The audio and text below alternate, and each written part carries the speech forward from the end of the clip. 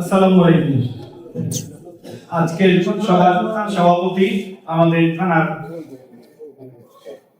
প্রধান কর্মকর্তা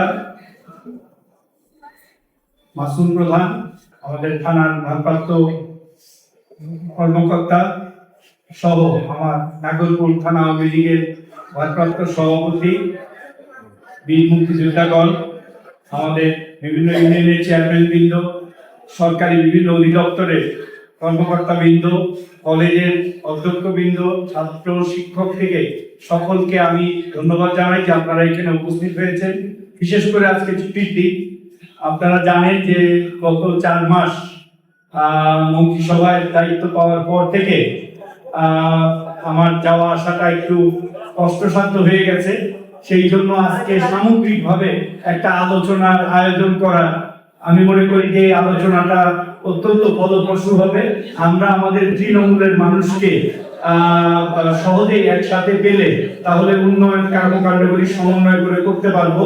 তা আমি আমার ইউনো মহোদয়ের নেতৃত্বে আমাদের যত বিভাগগুলি আছে সকল বিভাগ থেকে যদি একটা প্রস্তাবনা আপনাদের সহযোগিতায় আমি পাই, তাহলে আগামী যে বাজেট আসতেছে 6 জুন, সেই বাজেটে আমরা আগামী অর্থ বছরে অনেকগুলি কাজ করতে পারবো। যেহেতু মন্ত্রণালয়ে আমার এখন প্রতিদিনই যাওয়া হয়, তাই মন্ত্রণালয়ের বিভিন্ন বরাদ্দগুলি যদি আমরা সঠিকভাবে নাগরপুরের জন্য নিয়ে আসতে পারি, তাহলে নাগরপুরের উন্নয়ন অনেক ত্বরান্বিত হবে। আমি অনেকগুলি প্রকল্পের কথা আমি বলেছি, আপনাদেরও যদি কোনো ইয়েতে থাকে সেই প্রকল্পগুলি করবেন। তো এই বিষয়ে গত আসলে 1 মাস আমি আসতে পারি নাই। আপনারা জানেন যে আমাদের মাননীয় প্রধানমন্ত্রী জননেত্রী শেখ হাসিনা নির্দেশ দিয়েছেন যে স্থানীয় সরকার নির্বাচনে আমাদের মন্ত্রী বা এমপিদের যেন কোনো অযাচিত হস্তক্ষেপ না থাকে, এবং সেই জন্য আমি কিন্তু 1 মাস আমি আমাদের এখানে নির্বিঘ্নে যেন নির্বাচনটা হতে পারে সেই জন্য আমি আসিও নাই। আর সবচেয়ে বড় কথা, নির্বাচনের বিষয়ে আমি এইখানে উপস্থিত একজন লোক হাত তুলে বলতে পারবেন না যে আমি কাউকে ফোন দিয়ে বলছি যে আপনারা এটা করেন বা এটা করেন না। সব উদ্যোগী হয়ে 2-4 জন আমাকে ফোন করেছে।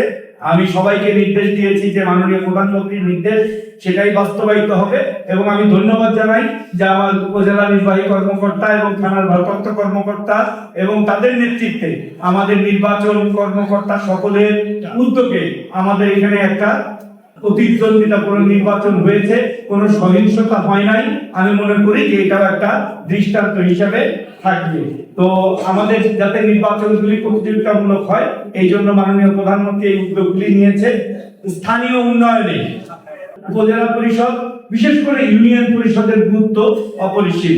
আমি সার্বক্ষণিকভাবে আমাদের ইউনিয়ন পরিষদের চেয়ারম্যানের সাথে যোগাযোগ রাখি, এবং আমাদের উপজেলা পরিষদের আমাদের যিনি দায়িত্বে আছেন আমাদের ইউনো মহোদয়, আমি মনে করি আমাদের এই যোগাযোগটা বৃদ্ধি করে একেবারে ওয়ার্ড পর্যায়ে আমাদের যারা মেম্বাররা আছে তাদেরকে নিয়ে আমরা একটা সমন্বিত পরিকল্পনা করতে চাই, যাতে আমাদের এই বৃষ্টির সময় বিশেষ করে এখন পানি আসবে, যে সব জায়গাগুলিতে ছোটখাটো কালভার্ট করলে বা ব্রিজ করলে বা বাঁশের পুল করলে যোগাযোগ বিচ্ছিন্ন হবে না। এই জায়গাগুলিতে আমাদের খেয়াল দেওয়া দরকার। চেয়ারম্যানদের আমি অনুরোধ করবো যে আমরা এই সময় যদি আমরা পরিকল্পনাটা নিতে পারি, তাহলে পানি আসার আগেই কিন্তু আমরা আমাদের পরিকল্পনাটা সুন্দর করে নিতে পারবো। দ্বিতীয় যে কথা সেটা হলো যে আমাদের উন্নয়ন চলমান একটা প্রক্রিয়া। আমাদের জানেন যে আমরা সরকারের দায়িত্ব নেওয়ার পরে থেকেই আমরা চেষ্টা করছি। মাননীয় প্রধানমন্ত্রী 2টো বিষয়কে গুরুত্ব দিয়েছেন, একটা হলো কর্মসংস্থান এবং কর্মমুখী শিক্ষা। কর্মসংস্থানের জন্য কর্মমুখী শিক্ষা অত্যন্ত প্রয়োজন, এবং আমি মনে করি যে সারা বাংলাদেশে 500 যে প্লাস উপজেলা আছে তার মধ্যে নাগরপুর ব্যতিক্রম, যে আমাদের 18টা যে উপজেলা কারিগরি স্কুল এবং কলেজ আছে, তার মধ্যে একটা যেটা নাগরপুরের কার্যক্রম আমি মনে করি সবচেয়ে এগিয়ে আছে। আমাদের টিটিসি যে ভবনগুলি হয়েছে সারা বাংলাদেশে, তার মধ্যে কার্যক্রমে আমাদের নাগরপুর টিটিসিও কিন্তু অগ্রগামী আছে। তো আমি এই কর্মমুখী শিক্ষাটাকে গতিশীল করার জন্য মাধ্যমিক এখনো যাদের বিভিন্ন ট্রেডে আপনারা শাখা খুলেন নাই, আমাদের মাধ্যমিক অধিদপ্তর থেকে এই বিষয়ে গুরুত্ব দেওয়া হচ্ছে। আপনারা শাখাগুলি খুলে ফেলবেন, কারণ কর্মমুখী শিক্ষার মাধ্যমে আমাদের কর্মসংস্থানের ব্যবস্থা করা সম্ভব। আর দ্বিতীয়ত যে বিভিন্ন পরিকল্পনাগুলি আমাদের নেওয়া, আপনারা জানেন যে যাতায়াত ব্যবস্থা পরিপূর্ণ উন্নয়ন ছাড়া আমরা যদি শিল্প কলকারখানা করতে যাই তাহলে সেই জায়গাগুলিতে আমরা ভালো করতে পারবো না। তো আমাদের এই যে টাঙ্গাইল থেকে বরঙ্গাইল পর্যন্ত যেটা নাগরপুরের উপর দিয়ে যাচ্ছে এবং টাঙ্গাইল থেকে বেলদুয়ার হয়ে কালামপুর, এই দুটো রাস্তা কমপ্লিট হয়ে গেলে অবশ্যই আমি আশা করি যে বিনিয়োগকারীরা এই রাস্তার কাছাকাছি বিনিয়োগ করবেন এবং শিল্প কলকারখানা গড়ে তুলবেন এবং সেইখানে আমরা একটা কর্মসংস্থানের ব্যবস্থা করতে পারবো। যদি আমাদের উপজেলা এসিল্যান্ড সহ আমাদের ইউনো যদি জায়গার ব্যবস্থা করে দেন তাহলে আমি শিল্প মন্ত্রণালয়ের সাথে কথা বলে আমরা একটা ছোটখাটো হলেও আমরা একটা শিল্প নগরী আমরা এখানে করতে পারবো। কিন্তু জায়গাটা আমাদের ব্যবস্থা করতে হবে। আমাদের জায়গার জন্য অনেক কাজ পিছিয়ে যায়, আমাদের ইচ্ছা থাকা সত্ত্বেও আমরা অনেক কাজ করতে পারি না। তো আমি মনে করি যে আমাদের শিল্প মন্ত্রণালয়ের উদ্যোগে আমরা একটা শিল্প পার্ক আমরা এখানে করতে পারবো। আপনারা জায়গা দেখেন, বিশেষ করে যারা চেয়ারম্যান আছেন যার যার এলাকায় দেখেন যে পর্যাপ্ত পরিমাণে জায়গা যদি থাকে তাহলে আমরা এটা কর্ম পরিকল্পনার মধ্যে নিয়ে নিব। তো সর্বশেষ কথা বলে শেষ করব যে আমরা আগের মতো হয়তো প্রতি সপ্তাহে পারবো না, অন্তত প্রতি মাসে না হলেও 3 মাস পর পর আমরা এরকম আমাদের একটা উন্নয়ন সভা আমরা ওপেন হাউস এরকম করব। ওই সময় আরেকটু সময় নিয়ে করব যাতে আপনাদের মতামত আমরা নিতে পারি এবং সেটার বাস্তবায়ন করতে পারি। আমাদের বাস্তবায়নে সক্ষমতার অনেক ঘাটতি আছে। আমাদের শিক্ষা প্রকৌশল থেকে আরম্ভ করে আমাদের যত বড় এরিয়া সেইখানে আমাদের যে পরিমাণ কর্মকর্তা আসলে নজর দিতে পারেন। অনেকগুলি স্কুলের ভবন আছে, কলেজের ভবন আছে যেটা এখনো অসম্পূর্ণ।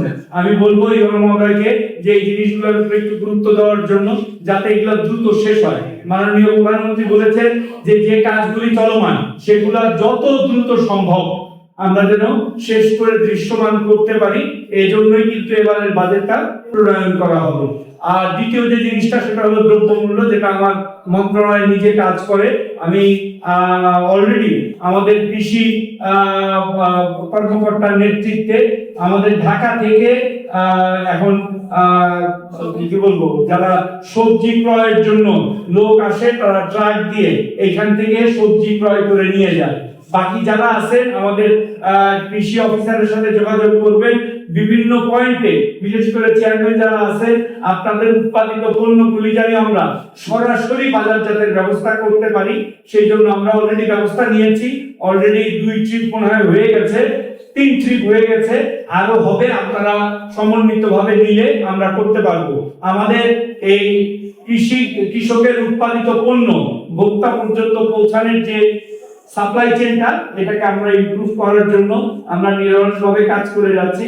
আপনাদের সহযোগিতা পেলে আমরা এটা সম্পূর্ণ করতে পারবো এবং আমরা যে দ্রব্যমূল্য আগামী যে কোরবানির ঈদ আসতেছে সেই সময় আমরা কিন্তু তেলের দাম গত এত কিছু বাড়ার পরেও ডলারের 7 টাকা ডিভ্যালুয়েশন হয়েছে প্রায় 6.5%। তারপরেও কিন্তু আমাদের সয়াবিন তেলের দাম আমরা যেটা নির্ধারিত করে দিয়েছিলাম আমাদের এই ঈদেও সেই একই দাম 163 টাকার মধ্যে আপনারা তেল পাবেন এবং খোলা বাজারে তেলের দাম আরো কম নির্ধারণ করা হয়েছে। তো এই জিনিসটা বাজার পর্যবেক্ষণ আমরা থাকবো, আমাদের ইউনো মহোদয় থাকবে, আপনাদের সহযোগিতা আমরা চাই। তো আমি আর বক্তব্য দীর্ঘায়িত করবো না। আপনাদের সকলকে ধন্যবাদ জানাচ্ছি যে আপনারা এখানে উপস্থিত হয়েছেন ছুটির দিনে, বিশেষ করে ইউনো মহোদয়কে এরকম একটা আয়োজন করার জন্য এবং সকল সরকারি কর্মকর্তা আজকে আপনাদের ছুটির দিন, তারপরেও আপনারা এখানে উপস্থিত হয়েছেন। আমাদের শিক্ষকবৃন্দকে, আসলে আমাদের এই এলাকাটার মূল প্রাণ শক্তি হলো শিক্ষা। আমরা যদি শিক্ষাকে তুলে ধরতে পারি, শিক্ষাকে যদি আমরা মানসম্মত করতে পারি, কর্মমুখী শিক্ষার ব্যবস্থা করতে পারি, তাহলে নাগরপুর আগামীতে একটা উন্নয়নের রোল মডেল হবে। এটাই আমি প্রত্যাশা করি এবং সকলকে আবারও ধন্যবাদ এবং কৃতজ্ঞতা জানিয়ে আমি বক্তব্য শেষ করছি। জয় বাংলা, জয় বঙ্গবন্ধু।